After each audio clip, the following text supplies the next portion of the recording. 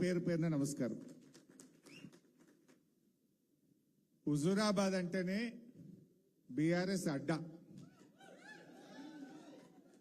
2004 నుంచి ఇప్పటిదాకా ఏ ఎన్నిక వచ్చినా కూడా ఇక్కడ ఎగిరే జెండా గులాబీ జెండా. ఒక్క ఉప ఎన్నిక తప్ప అది మున్సిపాలిటీ ఎన్నికలైనా, సర్పంచ్ ఎన్నికలైనా, ఎమ్మెల్యే ఎన్నికలైనా ఎప్పుడైనా ఈడ అద్భుతమైన విజయాన్ని బీఆర్ఎస్ సాధించింది. దానికి ఇక్కడ ఉండే మా కార్యకర్తలు, ఇక్కడ ఉండేటువంటి నాయకుల యొక్క కృషి అని చెప్పి నేను చెప్పక తప్పదు. కేసీఆర్ గారికి కూడా హుజూరాబాద్ అంటే చాలా ప్రేమ. అందుకే మీరు గుర్తు తెచ్చుకోండి, ప్రపంచమే అబ్బురపడిన, దేశమే మనను చూసి నేర్చుకున్న రైతు బంధు పథకం ప్రారంభమైంది హుజూరాబాద్ నుంచి. కేసీఆర్ గారు రైతు బంధును హుజూరాబాద్ నుంచి స్టార్ట్ చేసింది. దళిత బంధు పథకాన్ని ఈ హుజూరాబాద్ నుంచి కేసీఆర్ గారు ప్రారంభించింది. కేసీఆర్ గారికి కూడా హుజూరాబాద్ అంటే ఎంతో ప్రేమ. ఇక్కడుండే నాయకులు, కార్యకర్తలు కూడా మొదటి నుంచి కూడా ఉద్యమంలో చాలా క్రియాశీలకంగా పార్టీ కోసం బ్రహ్మాండమైన కృషి. ఆ రోజుల్లో రైల్ రోకో అంటే మన ఉప్పల్ రైల్వే స్టేషన్ దగ్గర గంటలు గంటలు రైలు ఆపితే ఢిల్లీకి రైలు బంద్ చేసిన ఘనత కూడా ఈ హుజూరాబాద్.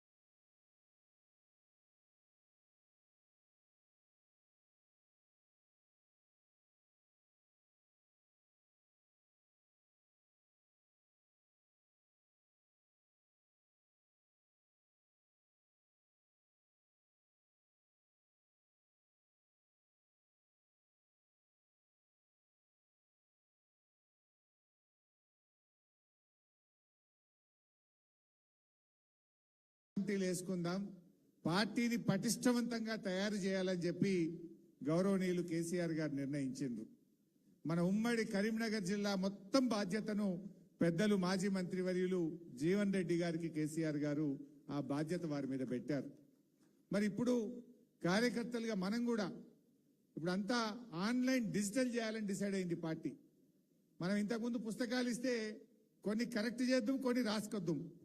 ఇప్పుడు రాసు లేదుగా, అంతా డిజిటలే.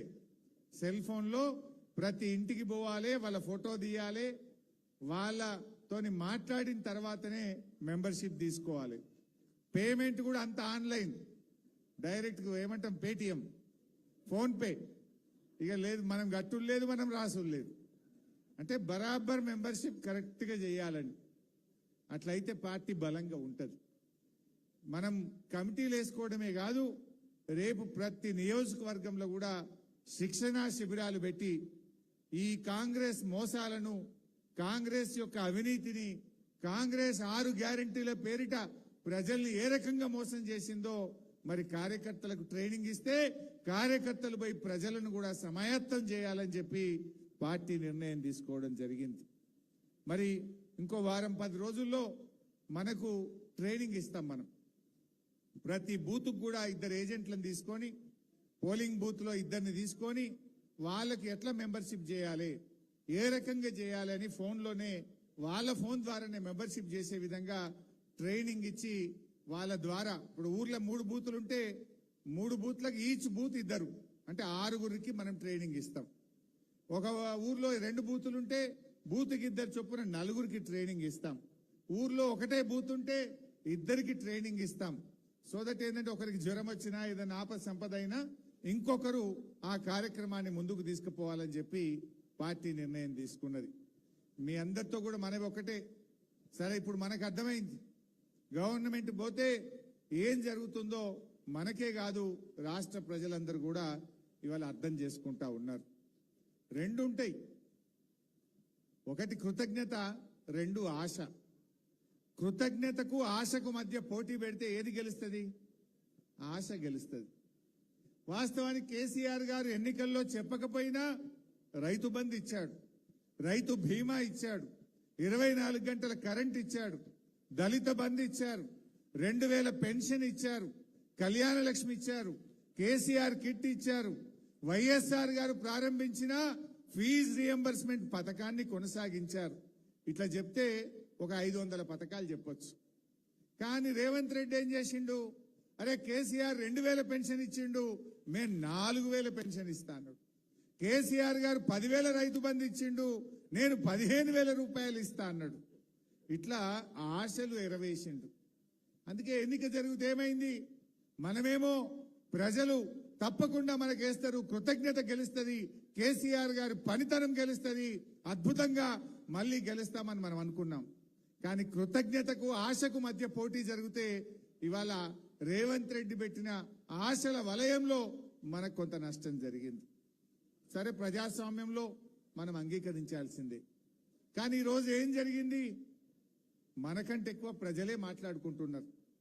ఇవాళ రైతులు, మీరు ఒక్కసారి పెద్దలు జీవన్ రెడ్డి గారు బాగా చెప్పారు. నా దృష్టిలో ఈ మధ్య నేను అన్ని జిల్లాలు తిరిగినా, నల్లగొండ పోయినా, వరంగల్ పోయినా, మెదక్ పోయినా, కరీంనగర్ పోయినా, వివిధ జిల్లాలు పోయినా, నేను గమనించింది అయితే ఇక రైతు అనేవాడు కాంగ్రెస్ పార్టీకి ఓటేసే పరిస్థితి లేదు. ఇదేదో నేను ఉత్తగంటలేను, మీరు ఎక్కడైనా చెక్ చేయండి. అసలు ఏ ఒక్కటన్నా మిగిల్చిండా రేవంత్ రెడ్డి? కేసీఆర్ గారు రైతు బంధు ఇస్తా అంటే కరోనా వచ్చినా రైతు బంధు ఆగలే, పెద్ద నోట్ల రద్దు వచ్చినా రైతు బంధు ఆగలే, ఎన్ని కష్టాలు వచ్చినా టైం మీద కేసీఆర్ గారు రైతు బంధు ఇస్తా అంటే ఇచ్చి చూపిండు. 11 సార్లు 74,000 కోట్ల రూపాయల రైతు బంధు ఇచ్చిన ఒకే ఒక్క నాయకుడి దేశంలో కేసీఆర్.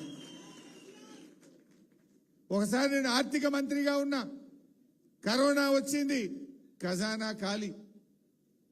కేసీఆర్ గారు పిలిచిండ్రు, మరి మే నెల వస్తున్నది, ఇక జూన్లో మనం మృగశిర కార్తీ రాగానే మనం రైతు బంద్ వేయాలి కదా, పైసలు తయారు చేసిండ్రా అని అడిగిండు. మా అధికారులంతా ముఖాలు చూస్తున్నారు. సార్ నిన్నటిదాకా 45 రోజులు లాక్డౌన్, రూపాయి రాలేదు సార్, ఆమ్దాన్ లేదు సార్ అంటున్నారు. ఏమయ్యా, మా రైతులే దొరికిండ్రా మీకు? కేసీఆర్ గారు ఒక మాట అన్నారు, మంత్రుల జీతాలు బంద్ చేయి, ఎమ్మెల్యేల జీతాలు బంద్ చేయి, కాంట్రాక్టర్ల బిల్లులు ఆపు, మా రైతులకు మాత్రం రైతు బంధు పడాల్సిందే. అది కేసీఆర్ గారికి రైతుల పట్ల ఉన్న నిజాయితీ. ఆగలే, కరోనా వచ్చినా రైతు బంద్ వేసిండు. మరి రేవంత్ రెడ్డికి ఏమైందా? ఇప్పుడు కరోనా వచ్చిందా? ఏమొచ్చింది? ఒక రైతు బంధు మొత్తానికే ఎగ్గొట్టిండు, 1 రూపాయి ఇయ్యలే. ఒక రైతు బంధు 3 ఎకరాలే ఇచ్చిండు. ఈ యాసంగి రైతు బంధు 2 ఎకరాలకే వచ్చింది. అంటే ఎంత మోసం! ఒక రైతు బంధు మొత్తానికే ఎగరగొడితే 9,000 కోట్లు, రెండవ రైతు బంధు 3 ఎకరాలకే ఇస్తే 5,000 కోట్లు, 9 × 5 = 14. ఇప్పుడు 2 ఎకరాలకే ఇచ్చిండు అంటే 6,000 కోట్లు, 14 ఎంత? 20,000 కోట్ల రూపాయలు. 20,000 కోట్ల రైతు బంధు ఎగరగొట్టిండు. ఇక నీకు రుణమాఫీ చేసినప్పు అంటుండు. అంటే ఇవాళ కేసీఆర్ గారు క్రమం తప్పకుండా రైతు బంధు ఇస్తే రేవంత్ రెడ్డి ఇలా రైతు బంధు పథకాన్ని ఆగం పట్టించిండు. ఇలా రైతు బంధు వచ్చే పరిస్థితి కనబడతలేదు. ఏం చెప్పిండు? మొన్న మా సిద్దిపేటకు వచ్చిండు, 45 రోజుల్లో 9,000 కోట్ల రూపాయల రైతు బంధు వేస్తున్నా అన్నాడు. ఇవాళకి 65 రోజులైంది. 65 రోజులైనా ఇప్పటికీ రైతు బంధు పడ్డ పరిస్థితి లేదు. చెప్పుడు 15,000 అన్నాడు, 12,000 ఇస్తా అన్నాడు. ఆ ఇచ్చే 10,000 కూడా ఎగరగొట్టేసాడు. మరి రైతు బంధు సంగతి అట్లా. మీ అందరు గమనించిండ్రో లేదో, రైతు బీమా కూడా బంద్ అయిపోయింది. 5 నెలలే. మీ ఊర్లలో రైతులు చనిపోతే రైతు బీమా డబ్బులు పట్టలేవు. ఒకసారి చెక్ చేసుకోండి. LICకి పైసలు కట్టలే రేవంత్ రెడ్డి. ఏం నేను అడుగుతా ఉన్నా, రైతు బీమాకు మించిన పథకం ఉంటుందా? దేశం మొత్తం మెచ్చుకున్నది. కానీ ఇలా కేసీఆర్ గారు పెట్టిండని చెప్పి దాన్ని రద్దు చేయడం నీకు తగునా అని నేను అడుగుతా ఉన్నా. ఎల్ఐసికి డబ్బులు కట్టక 5 నెలల నుంచి ఇప్పుడు రైతు బీమా పథకం కూడా ఆగిపోయింది. రైతు బంధు బాయే, రైతు బీమా బాయే. ఎరువులు కేసీఆర్ గారు ఉన్నప్పుడు ఎప్పుడన్నా ఎరువులకు ఇబ్బంది ఉండేనా? అసలు లైన్లు కట్టినమా? రేవంత్ రెడ్డి వచ్చిండు, ఇవాళ ఎరువులకు ఇబ్బంది వచ్చింది. ఇప్పుడు ఎరువులు కూడా రాకపోయాయి. ఇక 4వది వడ్ల సంగతి. పెద్దలు జీవన్ రెడ్డి గారు చెప్పిండ్రు, తరుగు లేకుండా ఈ రాష్ట్రంలో ఎక్కడన్నా వడ్లు కొన్నారా? ఎక్కడ చూసినా 4 కిలోలు 5 కిలోలు తరుగు పెట్టుడే. 43 కిలోలు పెడితేనే మేము దించుకుంటామంటున్నారు. 43 కిలోలు పెడితే 5 కిలోలు కొనేవాయి. ఇంత జోకినాక వాడు 15 రోజుల దాకా దించుకోడు. 15 రోజుల్లో ఆడికి పోయే వరకు దాని బరువు తగ్గుతుంది. మళ్ళా మిల్లోళ్ళు కటింగ్ పెడతా ఉన్నారు. అంటే ఈ రాష్ట్రంలో వేల కోట్ల రూపాయలు ఇవాళ నష్టపోయినటువంటి పరిస్థితి. రైతులైతే పాపం 40 రోజులు 50 రోజులు వడ్లు అమ్ముకోవడానికి, మక్కలు అమ్ముకోవడానికి ఇవాళ పడిగాపులు కాసింది. కొన్ని చోట్ల సంచులు సెదలు పట్టినాయి. సెదలు పట్టినా కూడా వడ్లు కొనే పరిస్థితి లేకుండా పోయింది. అంటే ఏది చూడండి మీరు, రైతు బంధు పోయింది, రైతు బీమా పోయింది, వడ్లు కొనమంటే సుక్కలు చూపిండ్రు, యాసంగి పంటకు బోనస్ ఎగ్గొట్టిండ్రు, ఈ రకం ఎరువులు దొరకలేవు. ఇప్పుడే మా పెదపాపాయిపల్లి సర్పంచ్ నాకు కలిసిండు, దయాకర్ రెడ్డి అనుకుంటా, రంగరంగ కలిసిండు. అన్న కరెంటు 11 గంటలే వస్తుంది అన్నాడు. అంటే 24 గంటల కరెంటు బాయ్. కేసీఆర్ గారు 24 గంటల కరెంట్ ఇస్తే ఇప్పుడు దయాకర్ రెడ్డి చెప్తుండు 11 గంటలే బాయి కాడ కరెంట్ వస్తుంది అంటుండు. మరి ఇంకో ముచ్చట చెప్పాలి మీకు. ఇప్పుడు రైతు డిస్కామ్ అని ఒక కొత్త డిస్కామ్ పెట్టిండు. ఇప్పుడు మీ ఎన్పీడీసీఎల్ కింద ఉంటాం మనం హుజురాబాద్. ఇంకో 6 నెలలు, ఇంకో నెల 15 రోజులైతే ఎన్పీడీసీఎల్ పై రైతు డిస్కామ్ రాబోతా ఉంది. ఆ రైతు డిస్కామ్ అమల్లోకి వస్తే ఇప్పుడు వచ్చిన 11 గంటలు కూడా రాదు, 5-6 గంటల కరెంటే వస్తుంది రైతులకు. ఇది నేను ఉత్తగా చెప్తలేను. ప్రభుత్వం జీవో నంబర్ 8 అని ఒక జీవో ఇచ్చింది. ఆ జీవోలో ఏం చెప్పిందంటే రైతు డిస్కామ్ కు రిన్యూవబుల్ ఎనర్జీ ఇస్తాము, సోలార్ పవర్ కేటాయిస్తాము అన్నాడు. సోలార్ పవర్ పొద్దుగాల ఎండగొడితే 7 గంటలకు వస్తుంది, సాయంత్రం 5 గంటలకు బంద్ అవుతుంది. అంటే ఇక రైతుకు 24 గంటలు ఉండదు, 6-7 గంటల కరెంటుకే రాబోతా ఉంది. అంటే రేవంత్ రెడ్డి ఈ రైతు డిస్కామ్ పేరిట 24 గంటల ఉచిత కరెంటుకు ఉరేస్తున్నాడు, రైతుల్ని ఆగం చేస్తా ఉన్నాడు. అయినా ఇంకా రైతులు ఎవరు నోటేస్తారా? కరెంటు బాయే, రైతు బంధు బాయే, రైతు బీమా బాయే, ఎరువులు రావాయే, వడ్లు కొనవాయే. ఇంకా ఎవరైనా రైతు అనే వాళ్ళు నోటేస్తారా? అందుకే నేను అన్నా, ఇంకా రైతు అనే వాళ్ళు కాంగ్రెస్ కోటేసే పరిస్థితి లేదు. ఏం మాట్లాడినా అబద్ధాలే, పాలనలో కూడా అబద్ధాలే. ఇవాళ అయిపోయింది ఆయన పని. నిజంగా డబ్బులు లేవా? విద్యార్థులకు ఫీజు రియంబర్స్మెంట్ ఎగబెట్టేసిండు. 4000 పెన్షన్ ఇస్తాని అవ్వ తాతల్ని మోసం చేసిండు. మహిళలకు 2500 ఇస్తాను మోసం చేసిండు. మరి ఇవన్నీ లేవా? ఉన్నాయి డబ్బులు. రేవంత్ రెడ్డికి మనసు లేదు. ఏడ ఖర్చు పెడుతుండు రేవంత్ రెడ్డి? నేను నిన్ననే చెప్పిన, ఇవాళ జూబ్లీ హిల్స్ లో ఆయనకు పెద్ద ప్యాలెస్ ఉన్నది. ఆ ప్యాలెస్ జాలదట 100 కోట్ల రూపాయలతో ఇంకో క్యాంప్ ఆఫీస్ కట్టిండు. గవర్నమెంట్ డబ్బులతో 100 కోట్లతో క్యాంప్ ఆఫీస్ కట్టిండు. ఆడ ఫ్యూచర్ సిటీ అని పెట్టి అక్కడ ఒక 100 కోట్ల రూపాయలతో క్యాంప్ ఆఫీస్ కట్టిండు. హెలికాప్టర్ ఉన్నది చాలదట, ఎయిర్ బస్ నెలకు 5 కోట్లు ఖర్చు పెట్టి ఇంకొక కొత్త హెలికాప్టర్ కొనుకొచ్చుకుంటాడట. ఫుట్బాల్ చౌకుల కోసం ఆ మెస్సీతో ఆడడానికి 100 కోట్లు ఖర్చు పెట్టి ఫుట్బాల్ షోకులు తీర్చుకున్నాడు. అందాల పోటీలకు 100 కోట్లు ఖర్చు పెట్టిండు. అందాల పోటీలకు ఉంటాయి, ఫుట్బాల్ షోకులకు ఉంటాయి, ఎయిర్ బస్ హెలికాప్టర్ కు డబ్బులుంటాయి. ఇతర రాష్ట్రాల్లో ఎన్నికలు జరిగితే మూటలు పంపడానికి డబ్బులుంటాయి. పక్క రాష్ట్రాల్లో ఎన్నికలు జరిగితే మన తెలంగాణ ప్రభుత్వ డబ్బులతో అక్కడ ఫుల్ పేజ్ పేపర్ అడ్వర్టైజ్మెంట్లకు డబ్బులుంటాయి. కానీ మా పిల్లలకు ఫీజు రియంబర్స్మెంట్ ఇవ్వమంటే డబ్బులుండవా? మా రైతులకు రైతు బంధు, రైతు బీమాకు డబ్బులు కట్టమంటే ఉండవా? మా అవ్వ తాతలకు 4000 పెన్షన్ ఇవ్వమంటే డబ్బులుండవా? రేవంత్ రెడ్డి గారికి అధికారం మత్తెక్కింది. మొన్న ఎప్పుడు అన్నాడు కదా హిట్లర్.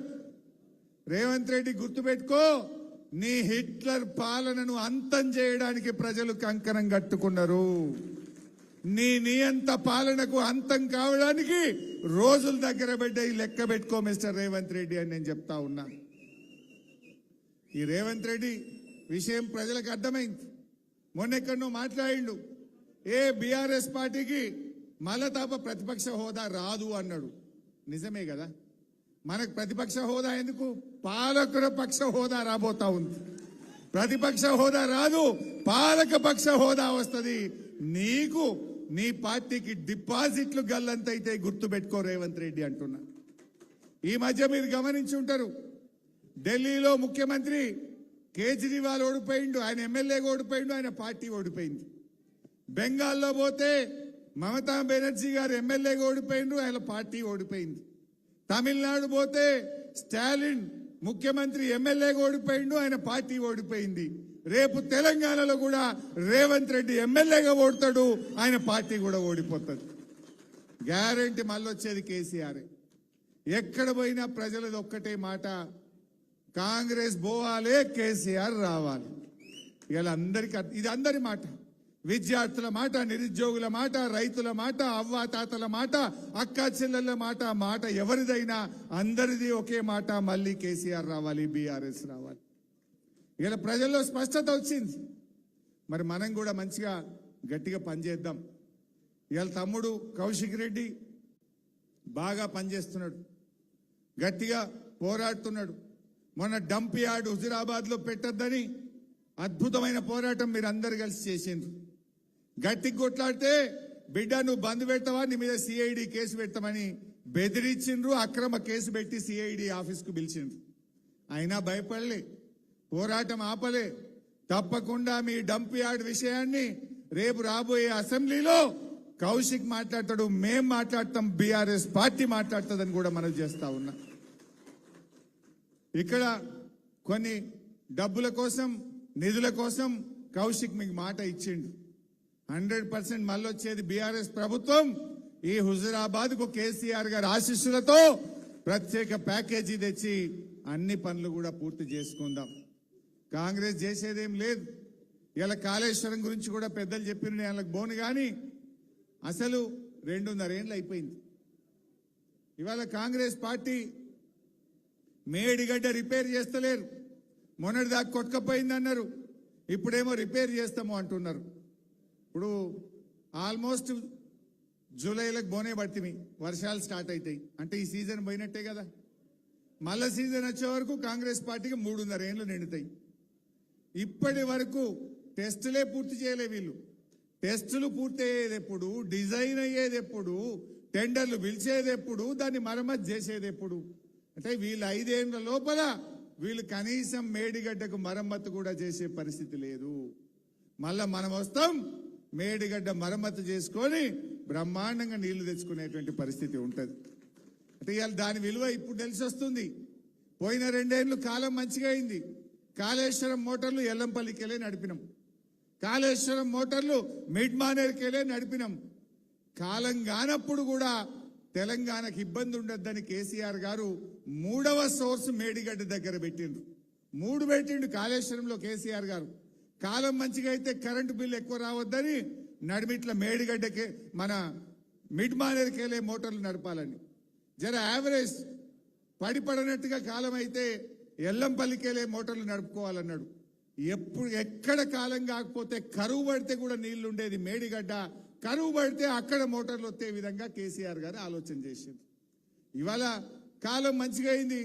ఈ 2 ఏళ్ళు మేడిగడ్డ దగ్గర మనం అవసరం బల్లే మిడిమానేర్లు ఒత్తినాం, ఎల్లంపల్లిల కాళేశ్వరం మోటార్లు ఒత్తితే బంగారం మోలే పంట పండింది. హైదరాబాద్కు మంచినీళ్లు పోయినాయి, మొత్తం తెలంగాణకు మంచినీళ్లు పోయినాయి. ఈ తాప కరువు పడుతుంది అంటున్నారు, ఈ తాప ఎలినోనో వస్తుంది అంటున్నారు.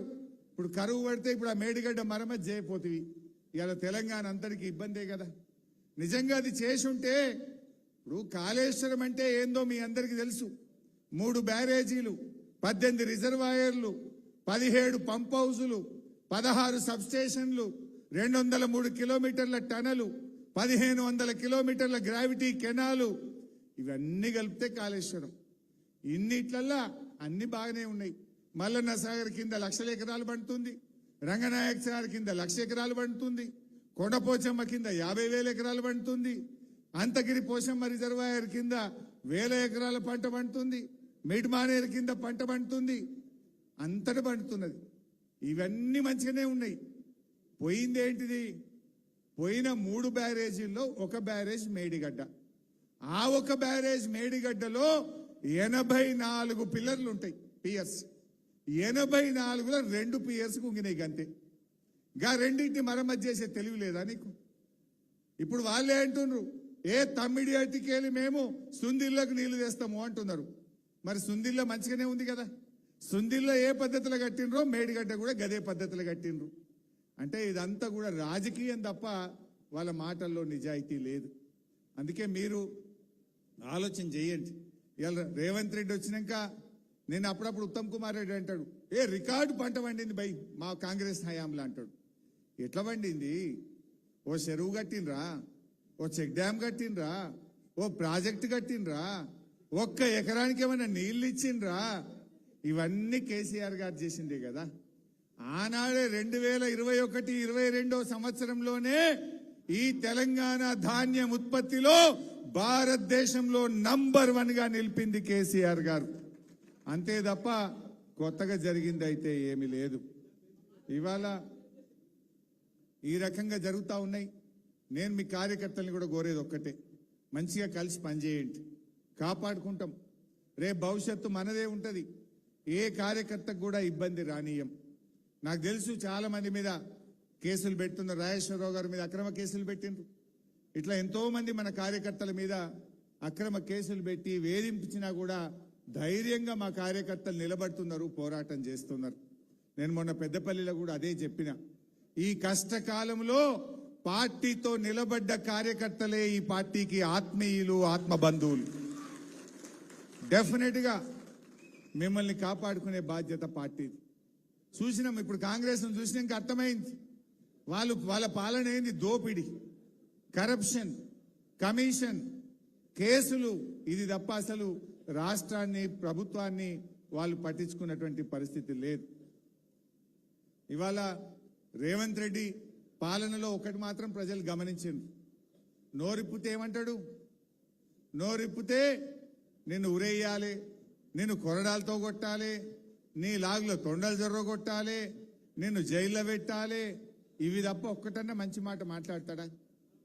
ఇప్పుడు రాష్ట్రంలో వాయు కాలుష్యం, శబ్ద కాలుష్యం గురించి మనం విన్నాం. కానీ ఈ రాష్ట్రంలో కొత్త కాలుష్యం వచ్చింది, అది ధ్వని కాలుష్యం. ధ్వని కాలుష్యం మోపైంది కొత్తగా. టీవీ పెడదామంటే భయపడుతున్నారు. పిల్లలు ఖరాబ్ అవుతారేమో అని తల్లిదండ్రులు రేవంత్ రెడ్డి కనబడగానే ఛానల్ మార్చేస్తున్నారు. ఎక్కడ ఈ ధ్వని కాలుష్యం మా పిల్లలకు సోకుతుందో అని వెనక ముందు అవుతున్నారు. సరే, వాయు కాలుష్యం ఉంటే ఏం చేస్తాం? పరిశ్రమలను నగరం బయటకు, ఊరికి దూరం తీసుకుపోతాం, పరిశ్రమలను తరలిస్తాం. అట్లనే ఇవాళ ఈ రాష్ట్ర ప్రజలు కూడా ఈ ధ్వని కాలుష్యం కోరల్లో నుంచి రాష్ట్రాన్ని కాపాడడానికి రేవంత్ రెడ్డిని తరిమి కొట్టాలని కూడా రాష్ట్ర ప్రజలు నిర్ణయించుకున్నారు. ఇది భరించే పరిస్థితి లేదు. నోరిప్పితే అబద్ధాలే కదా. వేములాడ రాజన్న మీద ఒట్టు పెట్టిండు 15 ఆగస్టు కల్లా రుణమాఫీ చేస్తా అని. ఈ రూమ్ లో ఎంతమంది రుణమాఫీ కానోళ్ళు ఉన్నారో చేయలావట్టుండ్రి. గంతమందికి రుణమాఫీ కాలే, సగం మందికి రుణమాఫీ కాలే. అంటే దేవుని మీద ఒట్టు పెట్టి మాట తప్పిన రేవంత్ రెడ్డిని ఎవరైనా నమ్ముతారా? ఇంకా అయిపోయింది, ఆయన పతార కథం అయిపోయింది. కానీ మనం ఓవర్ కాన్ఫిడెన్స్ లో కూడా ఉండొద్దు. మంచిగా పని చేసుకుందాం, మళ్ళీ పూర్వ వైభవం తెచ్చుకుందాం, ప్రజలకు మంచి సేవ చేద్దాం, రైతులకు మంచి రోజులు రావాలి అంటే కేసీఆర్ గారు రావాలని ఇలా రైతులు కూడా అనుకుంటా ఉన్నారు. అందరూ మంచిగా కలిసిమెలిసి పనిచేయండి. మీకు అన్ని రకాల బీఆర్ఎస్ పార్టీ, కేసీఆర్ గారు ఈ హుజూరాబాద్ జమ్మికుంట నియోజకవర్గానికి వారికి ఎంతో ప్రేమ ఉంటది. ఇక్కడ కార్యకర్తల్ని కాపాడుకుంటాం. ఈ ప్రాంత అభివృద్ధిని కూడా ప్రత్యేకమైన దృష్టి పెట్టి చేసుకుందామని చెప్పి మనవి చేస్తూ, మీ ఇప్పటికే బాగా ఆలస్యమైంది కనుక ఇంకెక్కువ టైం తీసుకోకుండా జై తెలంగాణ. దయచేసి అందరూ ఎక్కడ